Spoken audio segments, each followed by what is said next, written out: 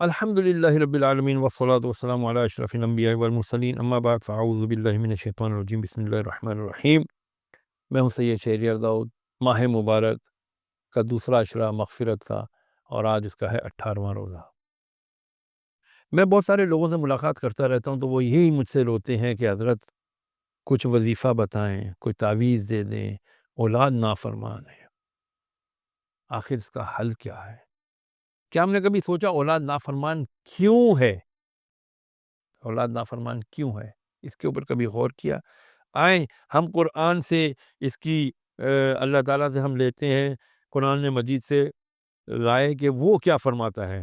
قرآن مجید فرماتا ہے وَبِالْوَالِدَيْنِ إِحْسَانًا، اے لوگوں اپنے والدین کے ساتھ احسان کرو۔ پھر اللہ تعالیٰ حضور نبی کریم علیہ الصلوۃ والسلام فرماتے ہیں کہ اللہ کی رضا والدین کی رضا میں ہے، اور اللہ کی ناراضگی والدین کی ناراضگی میں ہے۔ پھر ایک جگہ ارشاد فرمایا، قرآن مجید فرماتا ہے، اللہ تعالیٰ فرماتا ہے رب وقر رب ارحمہما کما ربیانی صغیرا، کہ اے اللہ تو میرے والدین پر ایسے ہی رحم فرما جیسا کہ بچپن میں انہوں نے مجھ پر رحم کیا تھا۔ اس کے ساتھ ساتھ حدیث مبارکہ میں آتا ہے کہ رسول اللہ علیہ وسلم فرماتے ہیں کہ والدین کے لیے بھی ضروری ہے کہ وہ اپنی اولاد کو اچھے اخلاق اور دین کی تعلیم دیں، کیونکہ یہی سب سے بہترین تحفہ ہے۔ والدین جو اپنی اولاد کو سب سے بہترین تحفہ دیتے ہیں اس میں کیا ہے کہ وہ اپنے اولاد کو اچھے اخلاق سکھائیں اور دین کی تعلیم سکھائیں۔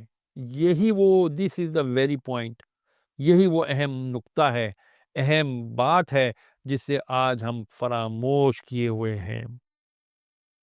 والدین کے لیے اپنے بچوں کی نافرمانی کی اصلاح کا جو ہم نے اہتمام کرنا ہے، اس کے جو پوائنٹس ہیں وہ بڑے اہم ہیں۔ نمبر 1 کہ ہم اپنے بچوں کی جو ہے دل سے ان کی اصلاح کی کوشش کریں اور انہیں دینی تربیت کا اہتمام کریں، ان کے لیے کہ انہیں کسی ایسے اچھی صحبت میں بٹھائیں، بزرگوں کی، علماء کرام کی، کہ جو خود بھی باعمل ہوں اور اب ان بچوں کو بھی عمل کی ترغیب اور تعلیم دیں۔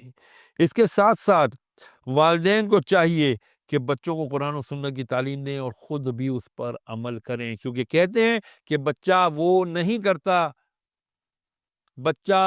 کرتا جو والدین کہتے ہیں، بلکہ بچہ وہ کرتا ہے جو والدین کرتے ہیں۔ جھوٹ بولتے ہیں یہ بھی بولے گا، والدین ایک دوسرے کا احترام نہیں کرتے یہ بھی کسی کا بھی احترام نہیں کرے گا۔ اسی طرح اب آگے بڑھتے چلے جائیں۔ ساتھ میں یہ بھی فرمایا کہ سختی اور زبردستی کے بجائے محبت اور حکمت سے اپنے بچوں کو باتیں سمجھائیں۔ آج کے دور میں نوجوان اٹھ کے کہتا ہے ابا آپ کو کیا پتا، مجھے جو پتا ہے وہ آپ کو کیا پتا، آپ پرانے وقتوں کے ہیں، میں موجودہ دور کا ہوں، مجھے سب پتا ہے، آپ کو کیا پتا ہے۔ تو یاد رکھیے والدین کا دل توڑنا بہت بہت بڑا گناہ ہے۔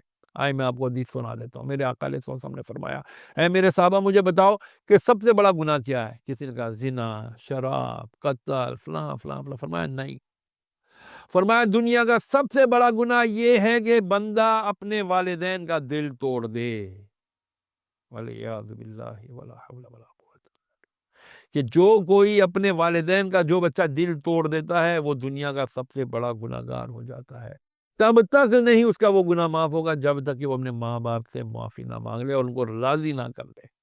یہی نہیں، میں اکثر کہا کرتا ہوں کہ یار تم بزرگوں کے، علماء کے، مرشد کے، پیر کے ہاتھ چومتے ہو، چھوڑو یار، سب سے بڑے پیر والدین ہیں، اگر زندہ ہیں تو ان کے ہاتھ، ان کے پاؤں چوما کرو، واللہ جو یہ دعا کریں گے کس طرح عرش پر جائے گی آپ اس کا اندازہ نہیں لگا سکتے۔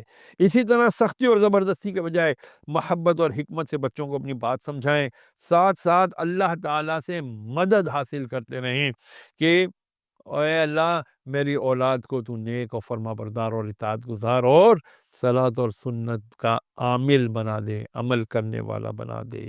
اس کے ساتھ ساتھ والدین کو چاہیے کہ وہ اپنے عمل سے بچوں کے لیے مثالی کردار پیش کریں تاکہ والدین کو دیکھ کر بچے کہیں ہاں یار میرا والد بہترین والد ہے، میرا والد بہترین صابر ہے، شاکر ہے، میرے والدین بہترین لونگ برڈز ہیں، محبت کرنے والے ہیں، اور ہمیں بھی انہوں نے محبت سکھائی ہے۔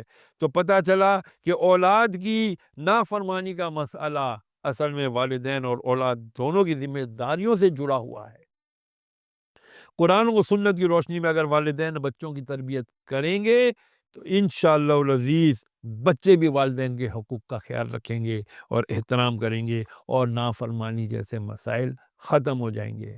اللہ تعالیٰ سے دعا ہے کہ اللہ تعالیٰ ہمیں اپنی اولاد کی احسن طریقے سے تربیت کرنے کی توفیق عطا فرمائے، اور ساتھ ہی اللہ تعالیٰ اولادوں کو بھی یہ توفیق دے کہ وہ اپنے والدین کا ادب اور احترام کریں۔